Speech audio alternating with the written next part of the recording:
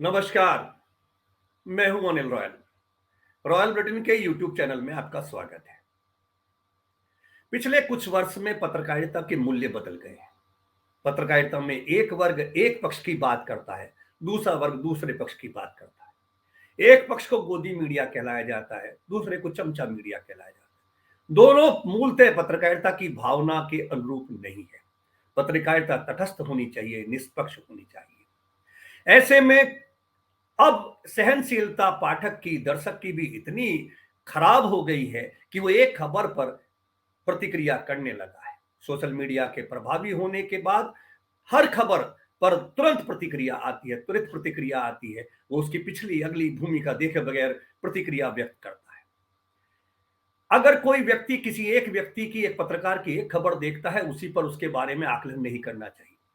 आज हम एक पत्रकार, ऐसे पत्रकार के बारे में आपको रूबरू कराने जा रहे हैं, जो पिछले कुछ महीने में उत्तर प्रदेश की राजनीति में सबसे सक्रिय और सबसे चर्चित पत्रकारों में शामिल है।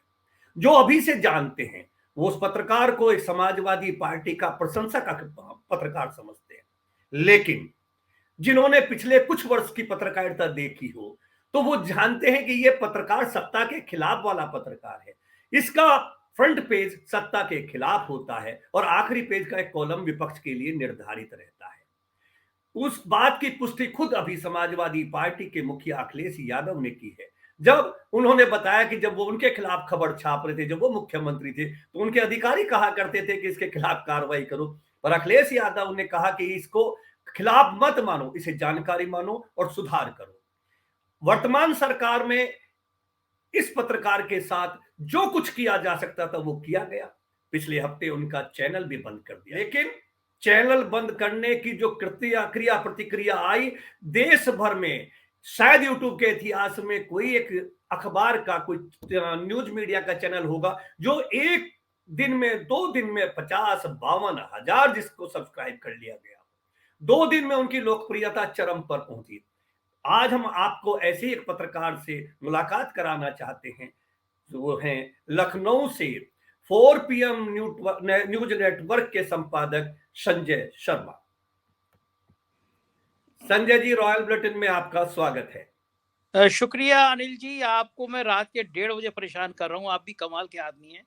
रात के 1:30 बजे बज रहे हैं और आप एक्टिव हैं। देखिए, जब आप 24 घंटे एक्टिव हैं और हम आपसे आगे की चर्चा करेंगे, इस समय आप कहाँ हैं उसके बारे में। फिलहाल तो हम पहले वो चर्चा करना चाहते हैं जो पिछले कुछ महीने में, साल 1.5 साल में आपने झेला है इस मीडिया में, जो कि मैंने पहले आपके परिचय में कहा है जब आपको नहीं बुलाया था, कि आपको वर्तमान में सपा का प्रवक्ता अखबार माना जाता है। लेकिन जो पिछले 5 साल की आपके अखबार देखे, 7 साल के देखे, वो जानते होंगे। वो तो अखिलेश यादव जी ने अपने इंटरव्यू में बता दिया कि आप उनके साथ भी यही करते थे जो योगी जी के साथ कर रहे हैं। ये सही अर्थों में पत्रकारिता यही है जिसका आज अभाव है। क्या क्या ऐसा हुआ जो संजय जी आप बताना चाहेंगे? अच्छा, मैं शुरू से बताता हूँ अनिल जी। जी। अपना सिद्धांत, ना काहू से दोस्ती ना काहू से बैर। हम हर एक से दोस्ती रखना चाहते हैं, एक एक निश्चित गैप के साथ। और मेरा नेताओं के साथ रिश्ता ये रहता है कि मैं आपसे काम को नहीं कहूंगा, आप मुझसे खबर को मत कहिए। खबर होगी तो छपेगी और मैं काम को कहूँ तो आप मेरे काम को मना कर दीजिए, मैं आपसे काम को नहीं कहूंगा। अखिलेश यादव जी ने मेरी मैगजीन लॉन्च करी और मेरे, मैं कहूंगा कि मित्र तो कहना मुख्यमंत्री को, मतलब मुझे पता नहीं कहना चाहिए नहीं चाहिए, लेकिन जो व्यवहार था उनका वो मित्रता पूर्वक था। वो मेरे घर आ गए, मैं दसियों बार उनके संग मुख्यमंत्री के रूप में उनके घर 2-2 घंटे बैठा, मुझे गाड़ी तक छोड़ने आते थे। और अनिल जी, दर्जनों मुलाकातों में एक बार भी ऐसा वाक्य नहीं हुआ आया जब उन्होंने मुझसे कहा कि आपने मेरे खिलाफ ये खबर क्यों छापी। और एक वाक्य भी ऐसा नहीं आया जब मैंने उनसे कोई ट्रांसफर, पोस्टिंग, ठेका या काम को कहा हो। हम दोनों के बीच में मर्यादा थी कि मैं कुछ भी छापूं, मुझसे खबर को नहीं कहेंगे और मैं उनसे काम को नहीं कहूंगा। कुछ खबरें बता दूं जिससे आपको अंदाजा लगेगा हुकूमत के खिलाफ क्या क्या लिखा जा सकता है। उनके एक मिनिस्टर ने नौजवान को गाली दे दी थी, वो गाली रिकॉर्ड हो गई थी, तो मैंने वो पूरी गालियां पहले पेज पर छाप दी थी। पूरे देश में हंगामा छप गया, बंद मच गया था कि एक नया प्रयोग था। प्रेस क्लब में बहुत सीनियर सीनियर जर्नलिस्ट ने मुझसे कहा कि पूरे देश में तहलका मचा है कि कोई अखबार गाली कैसे छाप सकता है। सांकेतिक थी, मतलब तेरी माँ का डैश डैश करके गाली थी। जी जी तो जी। मैंने उनसे कहा कि जब एक मिनिस्टर, कैबिनेट मिनिस्टर गाली बकता है तो देश को समझ में आना चाहिए कि मंत्री को गाली बकता है तो हमें छापना चाहिए। तो खैर तमाम चैनलों ने बाद में उसको खबर को किया। डीजीपी थे उस समय, डीजीपी ने एक अपराधी के पक्ष में लेटर लिख दिया था। लेटर मुझे मिल गया था, तो मैंने हेडिंग लगाई थी पहले दिन, ये क्या अपना डीजीपी खड़े हो गए गुंडों के साथ। और उसके अगले दिन मैंने हेडिंग लगाई थी कि डीजीपी बिकता है, बोलो खरीदोगे। बोलो खरीदोगे। बोलो खरीदोगे। पूरा पूरा हाँ। सोचो कि लखनऊ में बैठ के आप हेडिंग लगा रहे हो, डीजीपी हम्म। बिकता है, बोलो खरीदोगे। तो वो तभी लगा सकते हो जब आपके पास पर्याप्त साक्ष्य और आपके मन में कोई चोर ना हो। सरकार समाजवादी पार्टी की थी, और उस सरकार के खिलाफ इतना तीखा लिखना, मैं घमंड नहीं कह रहा अनिल जी, लेकिन लखनऊ में बैठ के कोई नहीं लिखता था।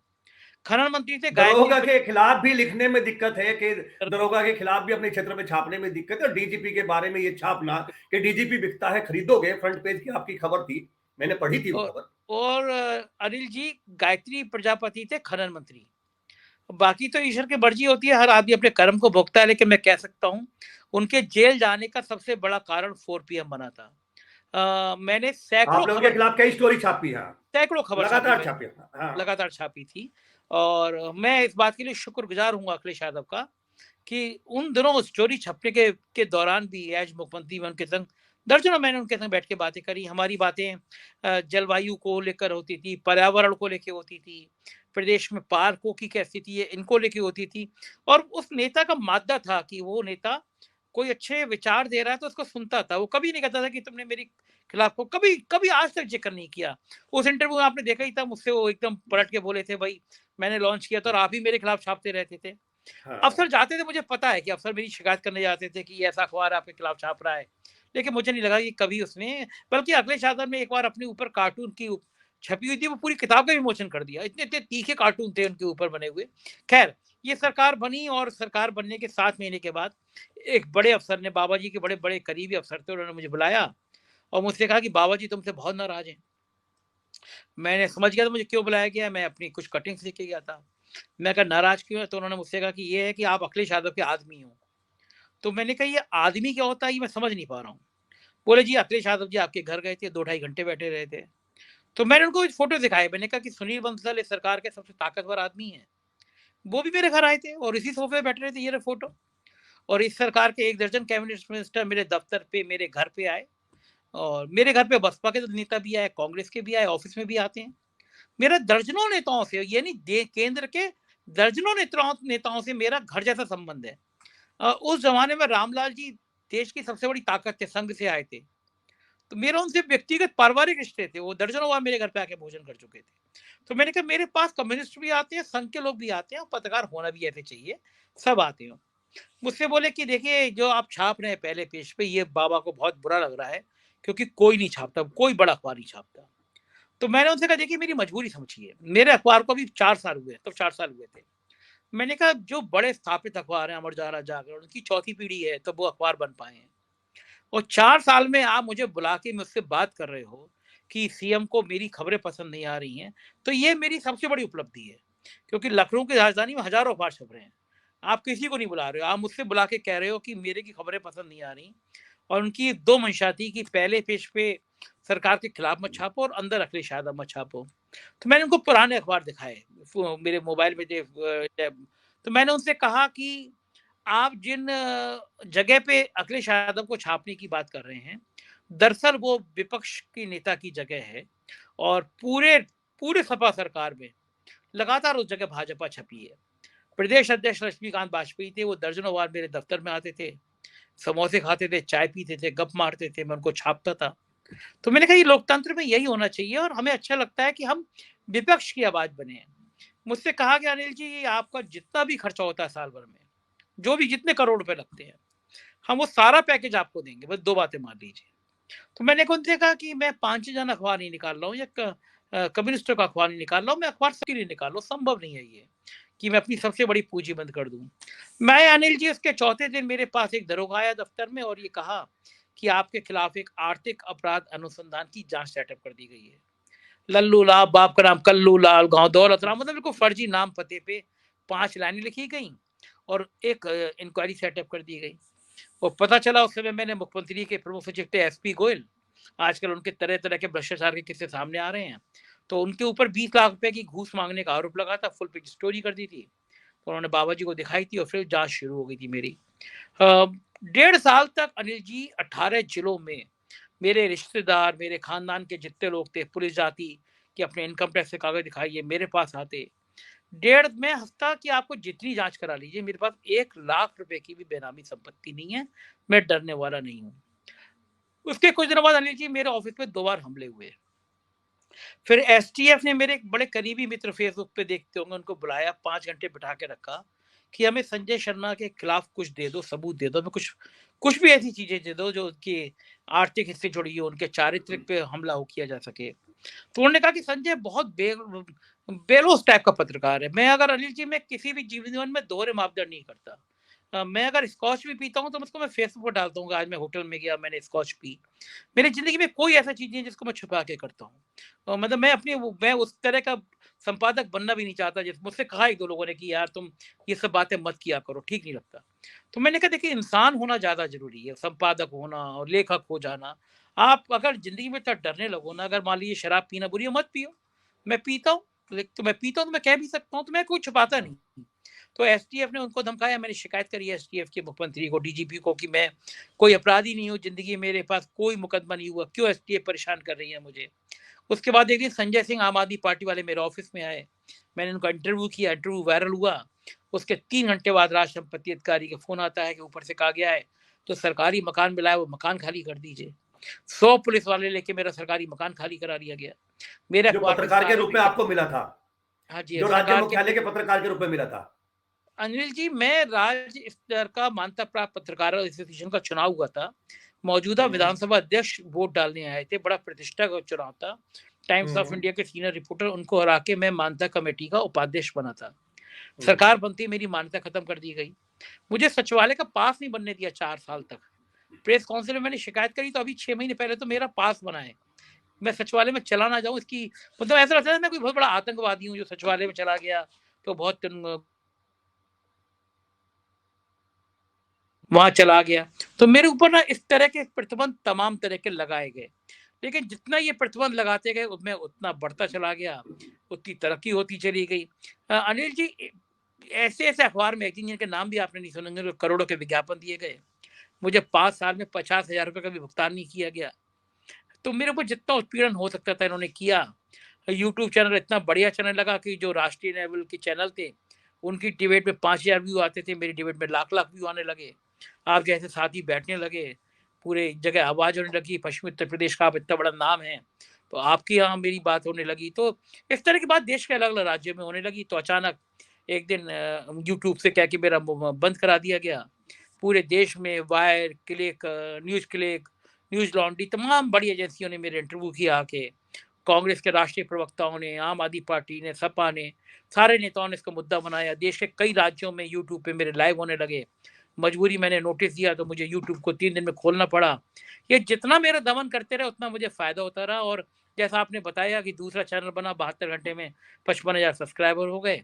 तो ये पूरी कहानी रही। और मैं आज भी हंसता हूँ, मैं कहता हूँ कि मेरी कोई लड़ाई नहीं है किसी से, लेकिन मेरा मूल स्वभाव है कि जो होगा मैं बोलूंगा जरूर, जो होगा मैं दिखाऊंगा जरूर।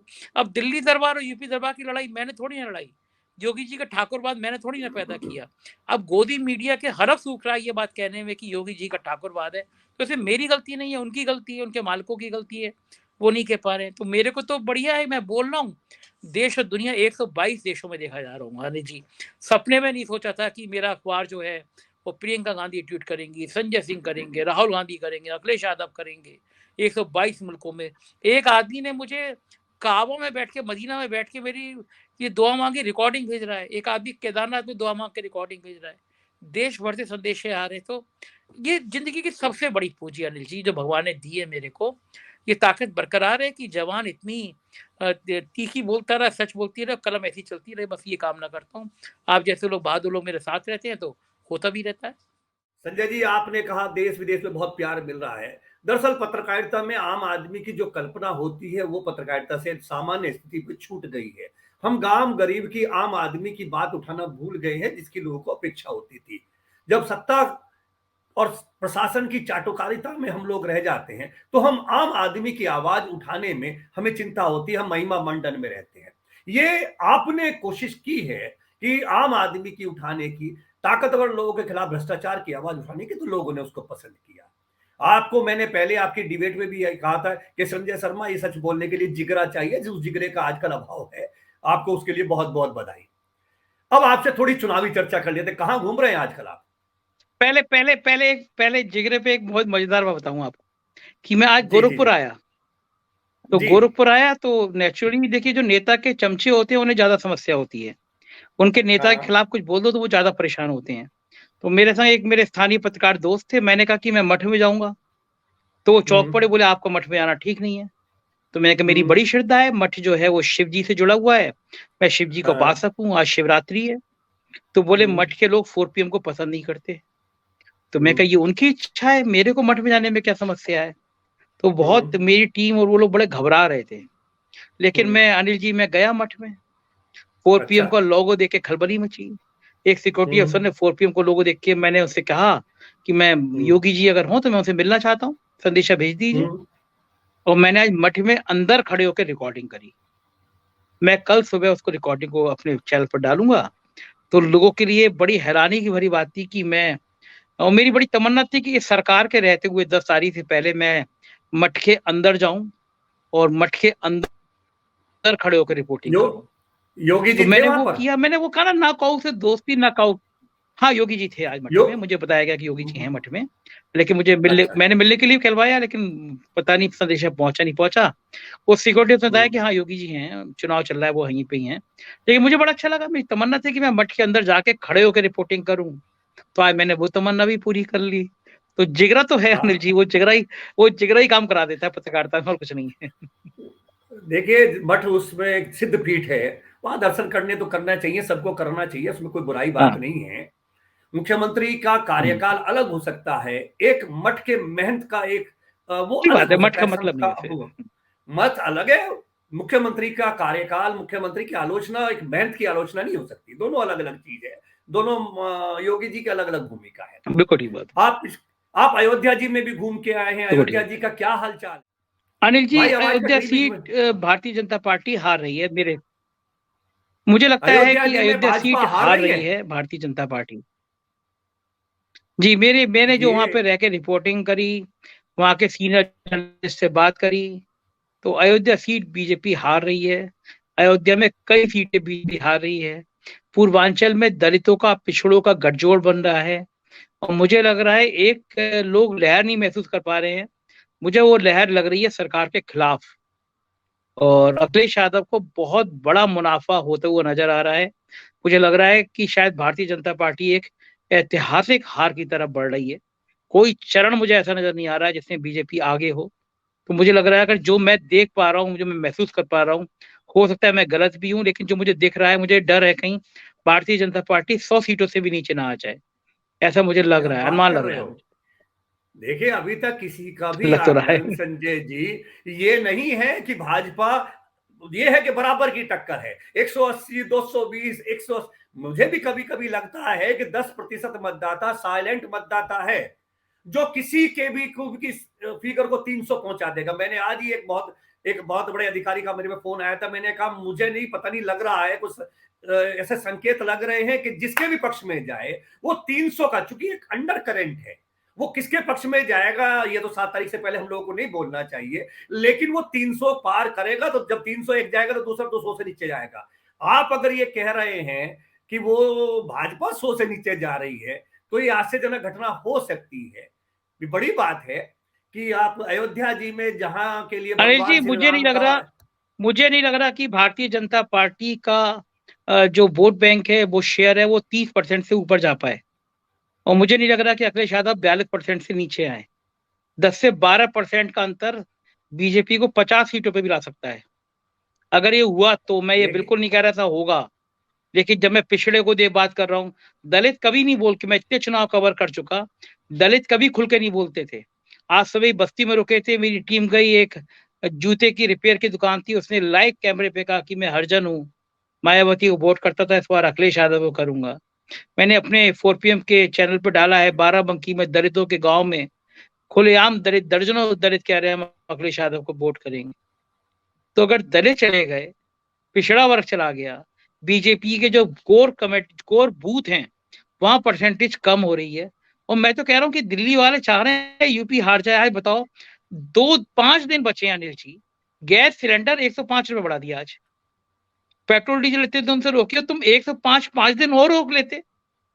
तो नहीं दिल्ली भैया वाले चाह रहे हैं कि योगी जी निपट जाए, बीजेपी उत्तर प्रदेश में निपट जाए।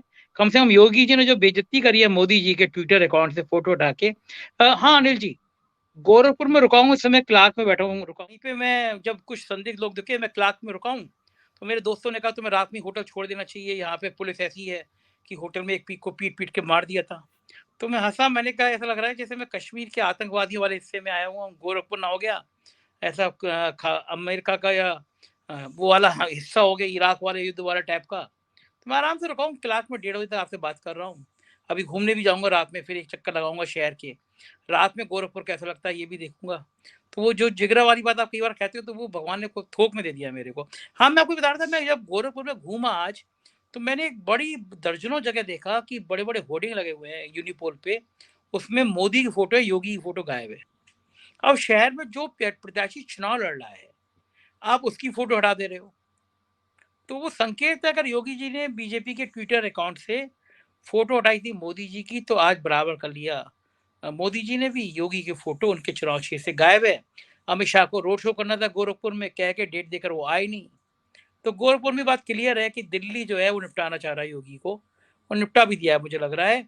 और मैंने आज कहा भी है ये बात कि मैं बिल्कुल 100% मुतमईन हूँ कि योगी आदित्यनाथ, अगर भाजपा की सरकार आ भी गई, तो योगी आदित्यनाथ किसी भी कीमत पर उत्तर प्रदेश के मुख्यमंत्री नहीं बनेंगे। जब तक 300 सीट ना आए तब तक, अगर 300 सीट आ गई तब अलग बात है, अगर नहीं 200 के आसपास सीट आएगी नहीं आएंगे। मैं इस बात का भी प्रतिवाद करता हूँ, अगर 300 सीट आ गई तो लड़ाई इतनी बढ़ चुकी है कि 250 नहीं 290 विधायक अमित शाह और मोदी के होंगे। योगी जी के लोगों को टिकट नहीं दिए गए हैं, और योगी कोई विधायक चाहता नहीं योगी जी बन जाए, क्योंकि योगी जी काम नहीं करते किसी का, और विधायकों को अपने काम से मतलब है। उन्हें विधायक योगी जी में मोदी जी में निष्ठा नहीं है। 5 साल तक फिर ऐसी बैठ जाए, दरोगों का तबादला ना करा पाए, तो उस स्थिति में दिल्ली कहेगा भैया आप अपने हाथ खड़े करा लो, हमारी टीम आ जा रही है पर्यवेक्षक की, जिसके पक्ष में ज्यादा हो जाए, केशव मौर्य के पक्ष में हो जाए, ब्रजेश पाठक के हो जाए, BL वर्मा के हो जाए, जिसके पक्ष में हो जाए वो मुख्यमंत्री बन जाए। लेकिन आज की तारीख में मुझे लगता है कि अनिल जी, आपके मुख्यमंत्री बनने की संभावना ज्यादा हो सकती है, योगी आदित्यनाथ की संभावना आपसे भी कम है। आप जो है, आज महाशिवरात्रि का दिन है, प्रभु करे आपके मुंह में जो है मां सरस्वती का वास हो, तो भैया पता नहीं लगता, ये कुछ नहीं पता लगता कब किसका भाग्य हो जाए। लेकिन हम तो राजनीति से दूर है, संपादक के रूप में आनंद है, ऐसे ही ठीक है। और कहां कहां घूमे, जो आपने अभी दलितों वाली बात कही संजय जी, मेरे यहाँ 10 तारीख को मतदान हुआ था, 9 तारीख तक हमने बात की थी दलितों से, तो उनकी पहली चॉइस मायावती जी थी, सेकंड चॉइस उनकी गठबंधन था। लेकिन 10 तारीख की सुबह कई जगह ये आया कि दलितों की वोट भाजपा के पक्ष में भी गई है, और भारतीय जनता पार्टी को पहले और दूसरे चरण में जहां बड़े नुकसान की थी, जो संभावना है उन दलित वोटों से है। लेकिन पूर्वांचल का छठा सातवां चक्र जो भी आकलन किया जा रहा था, वो ये माना जा रहा था कि भाजपा के लिए कठिन है, नुकसानदायक है, सपा के लिए बहुत अच्छा है। अगर वहां दलितों का ये समर्थन जो आप बता रहे हैं इस तरह का है, तो निश्चित रूप से भाजपा के लिए बहुत अलार्मिंग है। अनिल जी, आजमगढ़, जौनपुर, बलिया, अंबेडकर नगर, ये मऊ, गाजीपुर, ये 6-7 जिले हैं जहाँ भारतीय जनता पार्टी का खाता खुल जाए तो बीजेपी तकदीर वाली होगी। तो आप सोचो 5-6 जिले ऐसे हैं जिसपे पूरी पूरी झाड़ू लग गई है। तो ये चीजें बहुत खतरनाक संकेत हैं।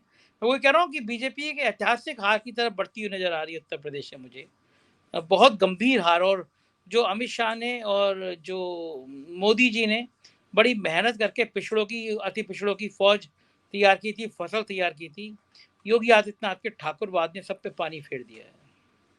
2014 में जब अमित शाह यूपी के प्रभारी बने थे, उन्होंने एक नया कॉन्सेप्ट शुरू किया था पन्ना प्रमुख का, और उन्होंने एक एक पॉकेट में जो जातियां थी अति पिछड़ों की, जो कभी कहीं राजनीतिक चर्चाओं में नहीं आती थी, उन सबको राजनीतिक रूप से सक्रिय करके भाजपा के साथ उनका अलायंस बनाया था। बहुत बड़ा अलायंस बनाया था, जिससे बड़ी छतरी बनी थी, जिसके कारण भाजपा जो है 2014, 17, 19 में इतनी बड़ी पार्टी बनी उत्तर प्रदेश में कि जब सपा बसपा के महागठबंधन के सामने क्लीन स्वीप हो जाना चाहिए था, तब भी 15 सीट पर विपक्ष को समेट दिया। तो निश्चित रूप से उसमें तो है नुकसान, तो है, वो पश्चिम से लेकर पूर्व तक है। लेकिन जैसा अनिल जी, इन्हीं पन्ना प्रमुख, जब यही पन्ना प्रमुख 5 साल में किसी की सिफारिश करने थाने पे चले गए, तो ठाकुर दरोगा जी ने लठ लेके कहा साले इतना मारूंगा कि लाल हो जाएगा। विधायक की तो दरोगा सुनने को तैयार नहीं थे। पन्ना प्रमुख गाली खा के जेल में बंद नहीं हुए, ये बहुत बड़ी गनीमत है। पन्ना प्रमुखों की औकात सपा के छुटभइये नेता से भी खराब थी। जितने ठेके आप लगा लीजिए उत्तर प्रदेश में 5 सालों में मिले हैं, उसमें बीजेपी के 10% होंगे, सपा बसपा के 90% होंगे। जितना भ्रष्टाचार इस सरकार में हुआ है हर विभाग में, उतना तो शायद मायावती और अखिलेश की सरकार में नहीं हुआ होगा। कमीशनखोरी का ये आलम था, जिलों में अफसरों की तैनाती के लिए पंचम तल में पैसे दिए जा रहे थे। तमाम लोगों ने, आईएएस अफसरों ने ये कहा कि एसपी गोयल को सेवा कर दो, हमें जेलों की पोस्टिंग मिल जाएगी। वो एसपी गोयल जो शशांक शेखर के पीएस थे, कुछ लोग तो मुझे ये बताते थे कि शशांक शेखर के घर में सब्जी का थैला लेके जाते थे एसपी गोयल। आप सोचो, जो एक नॉन आईएएस मायावती का सेक्रेटरी रहा हो, उसका पीएस जो रहा हो, वो मुख्यमंत्री का सबसे प्रमुख सलाहकार था, प्रमुख सचिव था। तो इन्होंने पंचम तल इतना कमजोर करके चलाया जिसकी कोई स्थिति नहीं थी। तो उसके नतीजा ये हुआ कि निचले स्तर के कार्यकर्ताओं की कोई हैसियत बची नहीं थी, वो बेचारे कुछ कर पाए। नतीजा ये, पन्ना प्रमुख गायब हैं, बीजेपी का कार्यकर्ता बहुत निरुत्साहित है, उसको लग रहा है दोबारा आ गए फिर काम नहीं होगा। घर बैठे हुआ है, वोटिंग कम है। आपके यहाँ ही कपिल देव अग्रवाल के यहाँ आप बता रहे थे कि जितना वोट मिला था पिछली बार उतने उतने वोट टोटल नहीं पड़े इस बार। ये हर जगह से खबर आ रही है। बरेली में जो बीजेपी के गढ़ बूथ है, आप वहाँ पे जिन जिन शहरों में पोलिंग हो रही है, मैं अयोध्या में था, अयोध्या के बहुत बहुत सीनियर जर्नलिस्ट मेरे संग बैठे हुए थे। अयोध्या में जो बीजेपी के गढ़ वाले बूथ है, शहर वाले बूथ है, वहाँ वोट ही नहीं पड़ रहे हैं, गाँव में जम के वोट पड़ रहे हैं। तो बीजेपी की जो लड़ाइयाँ थी और पन्ना प्रमुख वगैरह सब गायब हो गए। हाँ, ये सक्रियता कम रही है। तो ये जो अमित शाह ने मेहनत की थी वो खो दी गई मेहनत ना भाजपा के लिए। अब जब आप अमित शाह के बदले आप खुद आना चाहोगे, नारे लगवाओगे मोदी के बाद योगी, तो अमित शाह यहाँ पे कोई घास छीलने तो आए नहीं राजनीति में। चाणक्य कहे जाते हैं और उनसे घाघ नेता, उनसे शाते नेता देश में तो कोई है नहीं। वो अपने दुश्मन को छोड़ते नहीं है, ये बात भी सब जानते हैं। अमित शाह की राजनीति में माफी जैसा कोई शब्द है नहीं। आपने अमित शाह के फोटो हटा दिए, आपने अमित शाह का फोन उठाना बंद कर दिया, आपने मोदी के दूत अरविंद शर्मा को दुर्गति कर दी, इतना लॉयल, इतना काबिल अफसर की। तो जब आप मोदी और अमित शाह के सब लोगों को ढक्कन बना देंगे तो वो लोग छोड़ देंगे आपको। इसके तो गलतफहमी दूर कर देनी चाहिए आपको, इस गलतफहमी में रहना नहीं चाहिए। बात तो सही है, आपकी बात सही है, पर गोरखपुर में रह के आप ये कह रहे हो तो ईश्वर आपकी रक्षा करे, भोले बाबा आपकी रक्षा करे। संजय जी, चलिए संजय जी, इस समय आपका समय लिया, आपसे बहुत अच्छी वार्ता हुई। आपके लिए शुभकामनाएं, आप अच्छी पत्रकारिता करने के लिए शुभकामनाएं। Thank you. और कल बनारस जा रहा हूँ, बनारस गाजीपुर मऊ से भी बताऊंगा आपको क्या हालत है। 10 मार्च के बाद किसकी सरकार बने, किसकी नहीं है तो हरी जाने, पर आपके लिए शुभकामनाएं। एक अच्छी पत्रकारिता आप करते रहे, 10 मार्च के बाद भी जिसकी सरकार बने वहां जनपक्ष आप बने रहे, इसी कामना के साथ जय हिंद, जय भारत, शुभ रात्रि। थैंक यू भाई, थैंक यू, थैंक यू। तो ये थे संजय शर्मा, आपने बड़ी बेबाकी से सुना। और जो बड़ी बात इन्होंने कही है, जिन भगवान राम के मंदिर के लिए कहा जाता था, जिस पर पूरे देश प्रदेश में वोटें मांगी जाती, वही भारतीय जनता पार्टी के लिए चिंता का विषय है। संजय जी ने बताया कि भाजपा अयोध्या जी में भी हार रही है, ये 10 मार्च को पता लगेगा। इन्हीं शब्दों के साथ इस वीडियो में से केवल इतना ही। जय हिंद, जय भारत।